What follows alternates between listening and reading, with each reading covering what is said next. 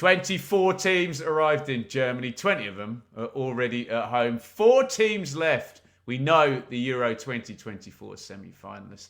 And Mikey is back for the predictions. Mikey, you were moaning that this tournament was too pragmatic and too defensive. And this was before the quarterfinals. You were right. Yeah, they weren't. Well, there was plenty of drama, wasn't there, in almost every game. But not a huge amount of attacking excitement. But that's international football. If you ignore, I think even Uruguay only drew 0-0 in the Copa America, didn't they? Under Bielsa. So yeah, it's been fascinating, and I guess 2 of the best 4 teams have got through. Maybe just one actually, just in Spain. Netherlands one haven't of the had best a great tournament. Yeah, one of the best one. Yeah, the Netherlands haven't had a great tournament. England certainly haven't had a great tournament, and France are nowhere near their free-flowing best either. I know they're not always free-flowing, but you'd expect with the attacking talent that they've got that they'd have scored a few more goals by now. But maybe they're saving it for the last 4. Right, let's get into the predictions then. Normal drill here. Mikey, there was a steward's inquiry. I claimed a win over you and then I had it taken away by the comments because I argued that my 1-0 prediction for France after extra time should still stand after 90 minutes, and everyone said, nah, you're not getting away with that, mate. So we'll go steward's inquiry. We'll call the last one a draw. Now, if you ever wanted evidence that Mikey is a massive coward, look at my performance in the quarterfinals and you'll see why he didn't show up. Because, look down at the bottom there, England 1-1 and winning on penalties against Switzerland, and Netherlands 2-1. Plus I got Portugal, France. I got France qualifying. Mikey, I would have kicked your backside into next week if you'd have turned up last week. Oh, no, I definitely had Spain beating Germany after extra time. And yeah, I'd have definitely won. Definitely. Wrong way round. But get involved. Normal deal here. So if you get the qualifier, you can give yourself 1 point. If you get the score, 3 points. But remember, the steward's inquiry says if you haven't specified after extra time, it doesn't stand after extra time. And if you haven't specified in 90, it doesn't stand. Yeah, you know what I'm saying, don't you? Give yourself a bonus point, and no one's going to be making predictions with over 5 goals. Give yourself a bonus point if you get any 5-goal calls in. Mikey, only 2 games to go. The first semi-final, it is France versus Spain. Yeah, this is a real humdinger, isn't it? It's the team have played the best football with the team with the best defence, basically. And they say defence wins championships in American sports, don't they? It looks like the defence of France could win them this European Championship here. Spain were decent again against Germany. I thought Lamar and Williams have been a revelation, really, but they had to they were taken off relatively early, weren't they? Sort of on the hour mark, and Spain went down a different route and ended up winning in extra time with that fantastic header. I thought Olmo was excellent, the little number 10 who came in when Pedri was hacked down by Toni Kroos, and yeah, he looks an exciting player as well. Maybe he's going to be the one that brings the entertainment in this first semi-final. That win did come at a cost, though. Dani Carvajal, he's suspended. I think he should be suspended for the final as well because it was a red card, but apparently not. He was so going to be crucial. Suspended whatever, wasn't he, for the next game? So he took the red card.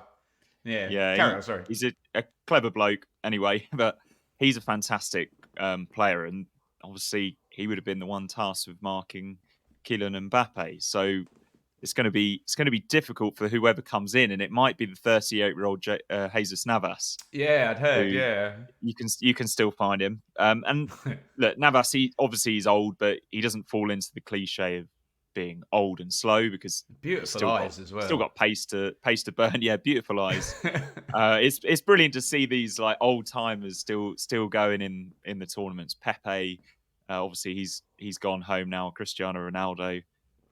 It's been quite enjoyable seeing those players. Oh yeah, I forgot that they're still kicking about. Obviously, I knew Ronaldo was still going. And yeah, Robin Lenormand is also suspended.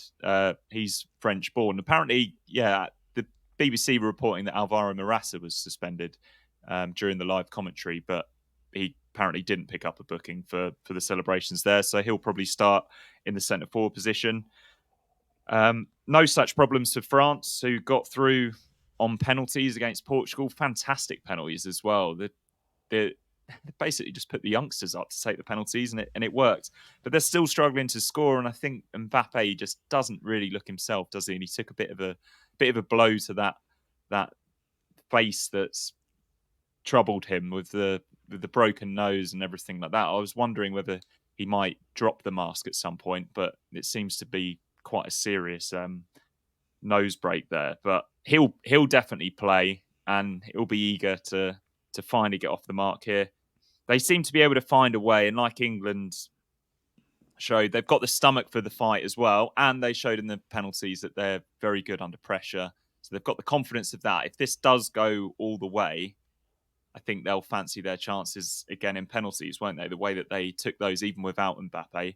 France knocked Spain out of the 2006 World Cup. That was, of course, in Germany. Unfortunately, it wasn't in Munich, so I was hoping I'd be able to draw a parallel there. They also beat them in the 2021 Nations League final, and Spain beat France en route to winning the 2012 Euro. So they've got plenty of history, haven't they? And these are two. This is what you want a semi-final to look like, isn't it? But prediction time. I'm going for France to edge it. I'm going to predict them to score 2 goals, Ben. I'm going France 2, Spain 1 in normal time. Is that an own goal and a deflection, maybe?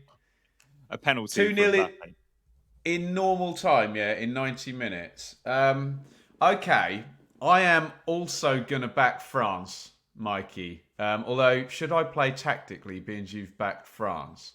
I was just making all these comparisons to France and England, and my kind of conclusion is you can be as big a S-houses as you like when you won the World Cup in 98, the Euros in 2000, the World Cup in 2018 as well. That's the difference between France and England.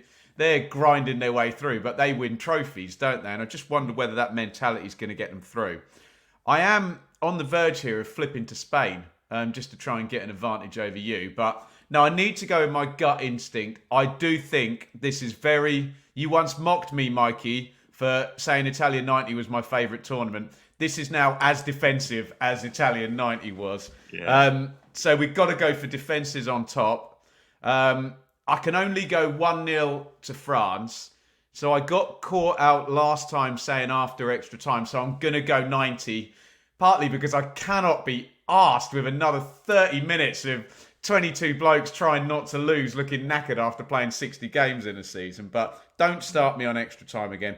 I'm going to go France 1, Spain 0. And I am going to lead the way on England versus Netherlands. But just let me give a quick plug, and I've positioned it ever so badly over my shoulder. But if you've watched the Euros, you'll know we're sponsored by the wonderful people at Beer52. You know the deal by now. If you're interested and you want to watch the semi-finals and the final, have some beautiful craft beers curated from around the world. You can get dark beers as well. 8 in the box with some bar snacks and a magazine as well. You can get all of that for free. You just got to cover the postage, £5.95. And the way you do that, head to the website, www.beer5252.com/bloom. That's www.beer52.com/bloom. Please drink responsibly. Do you drink responsibly when you're watching England? Is throwing your beer through the air when England score responsible? I'm not sure it is, but hopefully there's going to be more beer flying around for England versus Netherlands.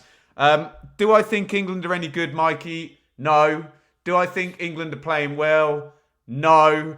Are England somehow cockroaching their way through this tournament in magnificent fashion? To be honest, Mikey, that penalty shootout is the most connected I've felt with the players and the team and Gareth Southgate, because it was, it's just mind over matter and who's got the biggest balls, isn't it? And the penalties were brilliant. The setup was brilliant. Pickford was brilliant. Tony, Saka, all the lads, Palmer were absolutely brilliant. And then Trent at the end what a baller sticking that one in the top corner. So I did get very excited when the penalties went in, but as soon as it goes to Netherlands, and they're just a level up, aren't they? I know they always mess it up, and you could say the same thing about Netherlands as you say about England. Oh, they've got great players, but ultimately they never win anything, do they? But just we know Van Dijk, don't we? We know Gakpo, Okay. Depay.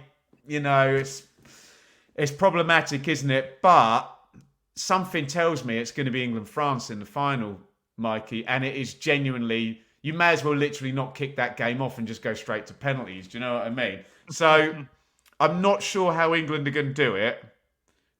They're not going to. It's not going to be Gascoigne, Shearer, Sheringham in Sanderton ripping the Netherlands apart like they did in '96.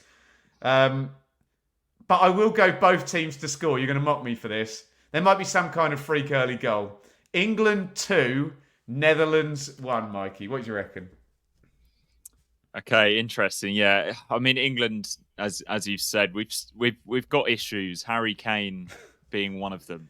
Why is he so bad, Mikey? I love Harry Kane.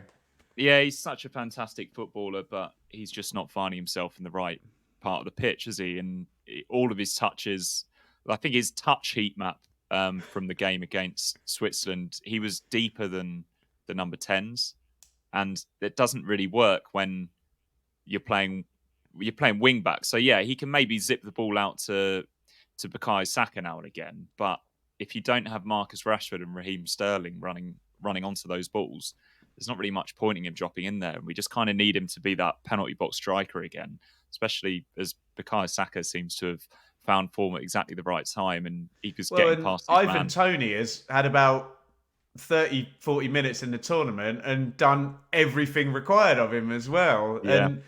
And also you have a striker, Ollie Watkins, whose entire game under Unai Emery at Aston Villa is running behind, isn't it?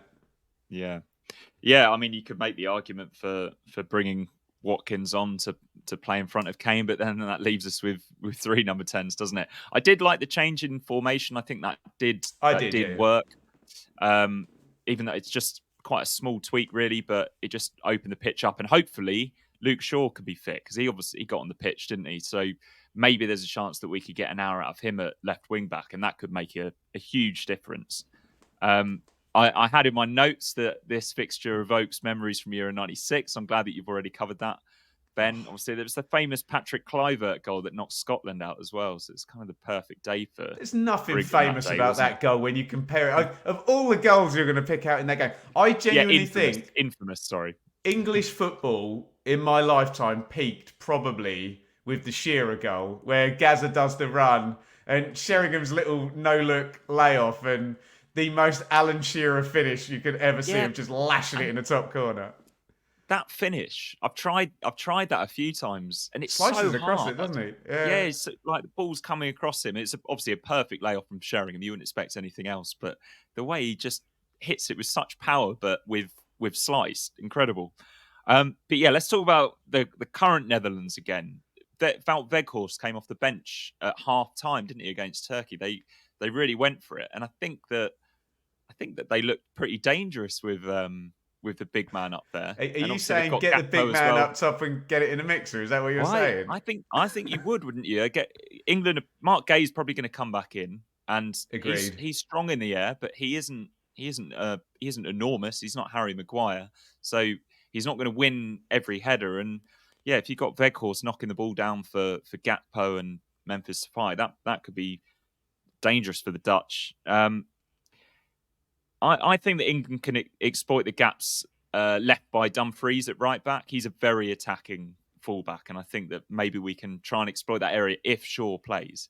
Otherwise, I think it's almost a little bit of a waste. Although Trippier is decent at the one-on-one defending, and maybe he can nullify him over there. But yeah, I've waffled enough here, Ben. I'm going to match your scoreline, but I'm going to say that this is a crazy prediction. I'm going England 2, Netherlands 1 after extra time. So I'm predicting an extra time goal. I'm expecting one of the subs to score the winner for England. I think we've already mentioned his name. He might play for Brentford. Hey, there we go. So, Mikey and my predictions, and we both have the same final. Maybe we're trying. It's a preemptive strike because we probably actually want Spain in the final. Although I don't know how you feel, Mikey. I don't think England would beat Spain in the final. As a neutral, we want them No. there. I think England, ridiculous as it sounds, because France have got the best players, but it could just be this attritional bore fest that England might win on a set play or something like that. But there you go. And, So also we were good against France in the World Cup. We were unlucky to lose that game, and France were better then than they are now. And Although Southgate's proved a couple of times that he's learned a lesson when he's lost to a team and then played them again in a year or so's time. So you never know. And you're right. If Kane doesn't look right, Mbappe doesn't look right either. And that's their whole game plan on the transition, isn't it? So Mikey's gone 2-0 France to beat Spain. I've gone 1-0 France to beat Spain. Be nice to see Spain go through, but with my selfish little Englander hat on. We've both gone 2-1 for the Three Lions to beat the Netherlands. Mikey has gone after extra time. I've gone in normal time. Let us know in the comments. I need full detail. I need your semi-final scores. You need to include after extra time if that is the case. No penalties from me and Mikey, and there were plenty in the quarterfinals. Of course, could have been more in Spain, Germany as well. Get your scores in from the previous round as well. And we will convene before the final for hopefully a prediction that might involve England in another final. Quite how they would have got there amazes me, but I'm here for it. I'll take it. And you know I'll be there on Sunday supporting them.